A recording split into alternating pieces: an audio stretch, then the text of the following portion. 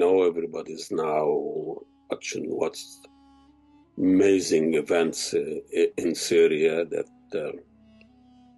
the sweeping of Bashar Assad's regime within days by the Syrian rebels.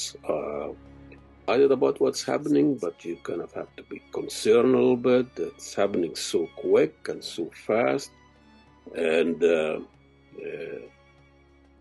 to just see those Syrian rebels taken over a brutal, savage regime within days. That regime has been killing and torturing and imprisoning people for over 50 years. The Assad's regime, and since the father, Hafez al-Assad, in the 80s, destroying a whole city, hundreds of thousands of people, buried, bombed, and destroyed by tanks. And his son continued the same thing. And within days, the rebels had taken over by this young man, Mohammad al-Jolania, 42 years old, from Hayat Tahrir al-Sham. I know there is a complication. Who are those people, and who is this Mohammad al-Jolani, extremist, jihadist, a new Islamic model, political Islam at its best. So we don't know a lot of things, but we're gonna invite Syrian American community, Dr. Bassam, and he is gonna talk to us about the reaction of the Syrian community here, his own reactions. So we're going to be talking to Dr. Saad Bassas. And this is really in the making for years. The Syrian Arab Spring was the latest and the most peaceful. It was met by brutal, savage violence, killing and bombing and chemical weapon, barrel bombs, civilian children have been killed.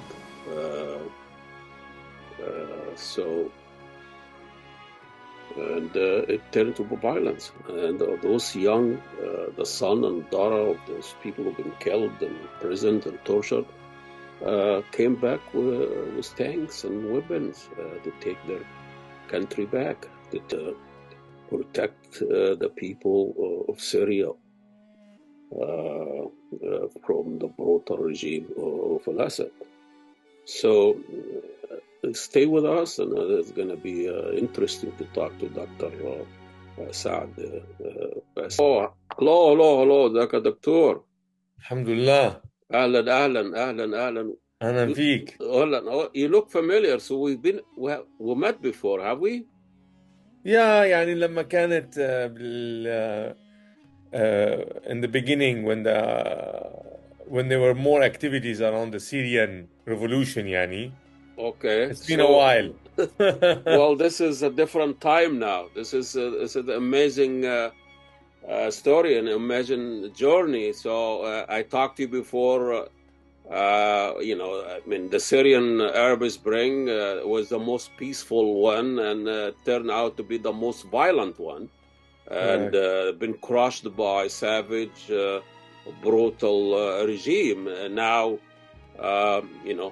less than 10 years later, those people, young people, came back, but this time it's a different story. The son and the daughter of those people that have been killed and imprisoned, for the last, let's say, 50 years, are coming back to take their country back. It's a very exciting. It's fluid events with a lot of things we do not know.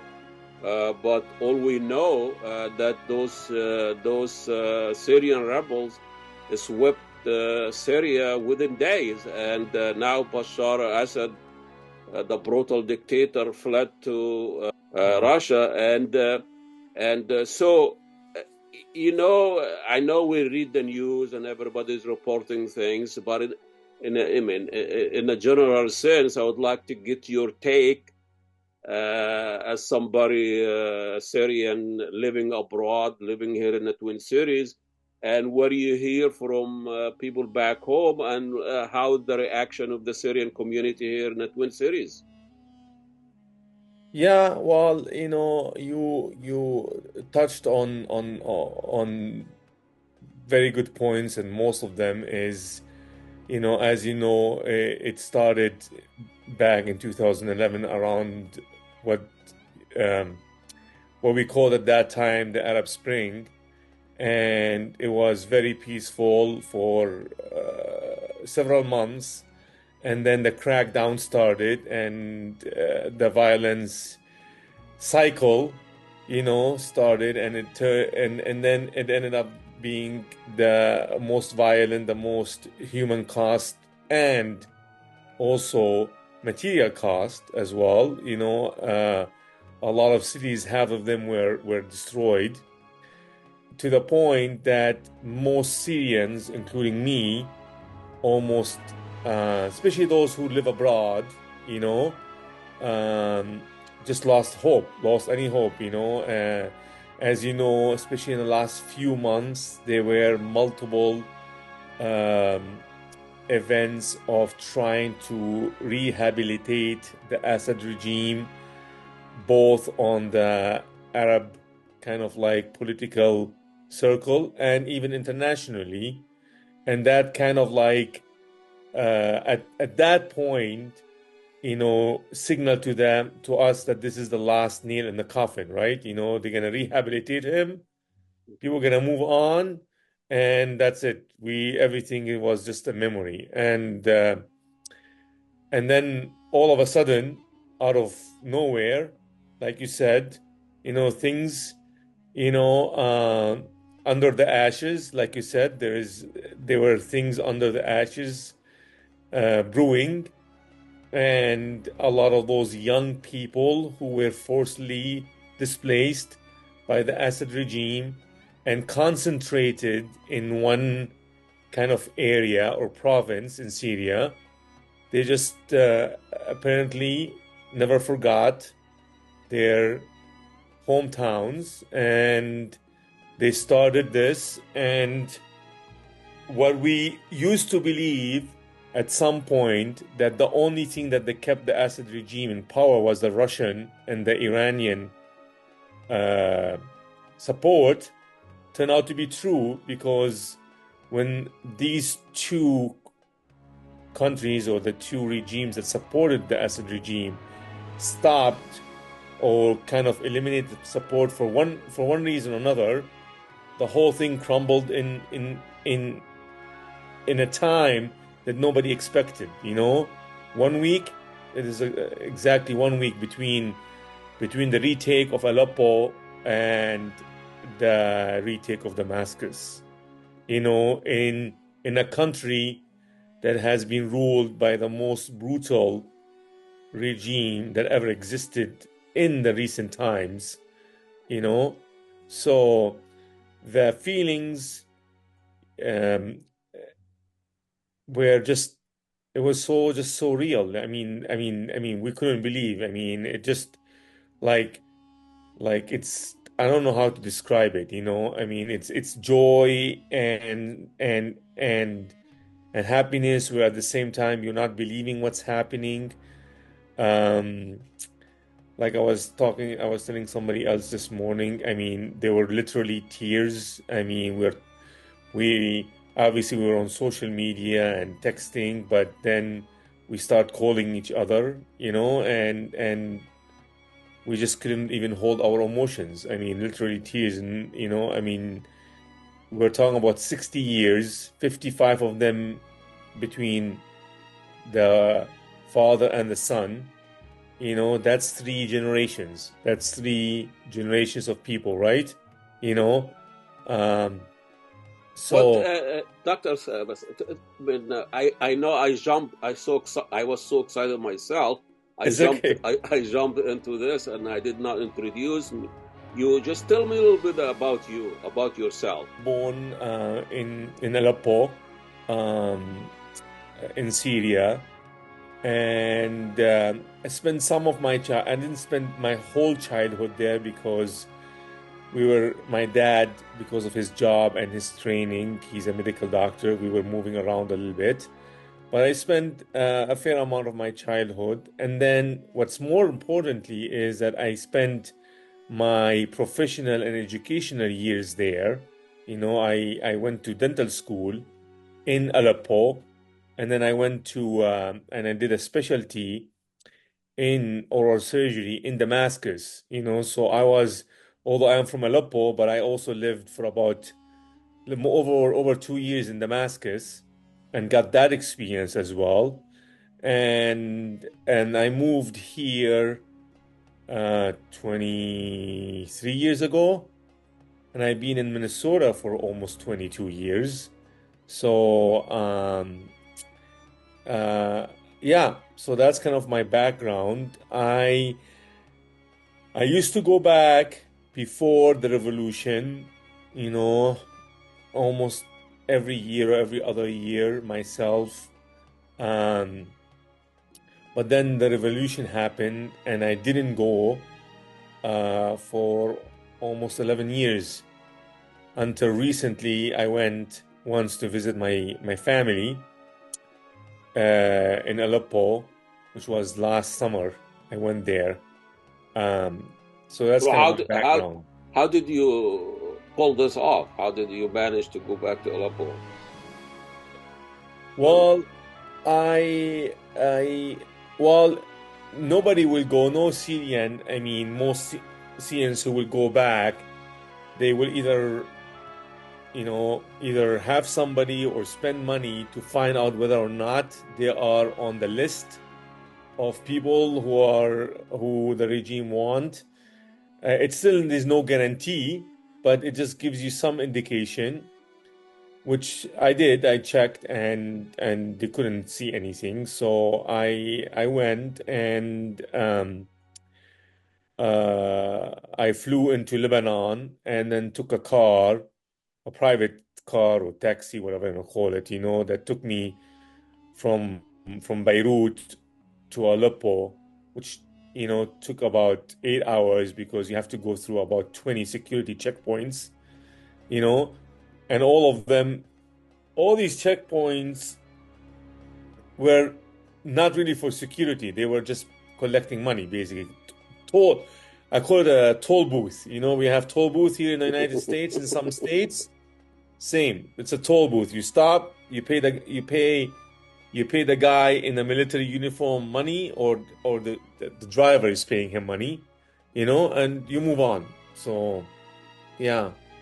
How big of a Syrian community here in the Twin Cities? It's not. I mean, it hasn't been very big. It's considered to other major metro areas like Chicago, Michigan, New Jersey, California. It's relatively small, but there have been some new coming, refugees. Most of it before, where all of them were professional people, doctors, dentists, engineers, that type of. Dentists, I've heard, a lot of dentists. I'm sure there is must be a very strong industry back home. But what is the feeling now in the community with the elation? You talk about half of the Syrian, half of the countries are refugees. Talking about millions of people are refugees all over. So what is the feeling? And I know this is a little bit too early, but what is the feeling now? Are people excited about what's going on? Are people excited to go back? People want to be part of this and wait and see. What do you think? Yeah, very good question. I think the people I talk to, and myself included, We are very happy. We are joy. It's full of joy because we something that we thought will maybe never happened, did happen. We got rid of again one of the most brutal regimes that ever existed. The imaging and the videos that are coming out of just the political prisons in Syria is enough to prove that things that I think people don't even realize existed. I I'm not sure I will use the word excited because there is a fair amount of caution feeling with all this happiness and joy. You know, we we we are aware of the other countries, what they went through, and the situation now of them. Some of them are still, there's conflict going on and has been going on. Others went back to to previous almost regimes in one way or another. So there's a lot of kind of like reserved, maybe reserved excitement. I mean, like there is hope. There is hope. There are several positive signs coming out, from the last week. The way the rebels kind of dealt with Aleppo, which is a very diverse city, has a very large minority communities, Christians and Kurds and all different kind of ethnicities and backgrounds. And then the fact that this happened with almost or minimum bloodshed, was hopeful, was very also positive. There was a lot of concern in the beginning when things were only in Aleppo and Hama, that the regime and Russia will just airstrike neighborhoods the way they did for years and bomb the heck out of it. So the more the rebels starts gaining lands and getting control of the airports that these helicopters and these jets were flying from and bombing people, the more we start to feel less fear that this scenario or it's gonna happen again. But right now, I think a lot of us are hoping that the very long journey of healing will start. Hopefully we'll not slip back into another violent conflict. There's gonna be a period of difficult times and chaos in one way or another, but as long as it stays without armed conflict, without bloodshed, and without somehow the old regime find its way back, I doubt it, but you never know. And I think what a lot of people are concerned about, a lot of Syrians, especially living here and even in other areas, we are really concerned about the external, I don't want to call it influence, maybe meddling in the Syrian affair, especially neighboring countries, especially regional countries that have been knowing for doing this in other countries, and as well as Russia, the United States, the EU. I mean, all of these people, I mean, for the last 12 years have, in one way or another, have interfered and meddled in the Syrian affairs to the point that several